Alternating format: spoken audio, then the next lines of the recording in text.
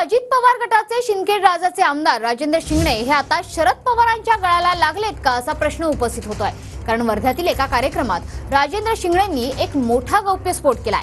अजित पवारांसोबत आपण नाईलाजास्त होतो असं राजेंद्र शिंगणेंनी म्हटलंय। तर राजेंद्र शिंगणे शरद पवार गटात पुन्हा जातील असं वाटत नाही अशी प्रतिक्रिया अनिल पाटलांनी दिली आहे। दरम्यान भुजबळांनी मात्र यावर उत्तर देणं टाळलेलं आहे।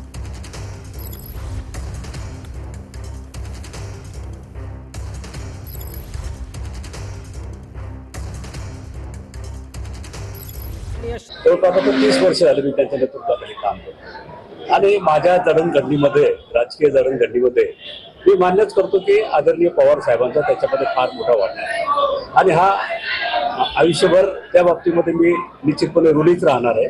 परंतु मध्यंतरी माझ्या जिल्हा सहकारी बँकेच्या अडचणीमुळे मी नाईलाजानं अजितदादांच्या बरोबर तिथे गेलो। आज जिल्हा सहकारी बँकेला 300 कोटी रुपये राज्य सरकारने त्या ठिकाणी दिलेले आहेत। परंतु निश्चितपणे आदरणीय पवार साहेब हे नेहमीच माझ्याकरता आदरणीय राहतात। राजेंद्र शिंगणे जे त्यांनी असं म्हटलंय की जिल्हा बँकेच्या अडचणींमुळे मी अजितदादा पवार गटात गेलो होतो आणि शरद पवारांचं नेतृत्व मी मान्य करतो।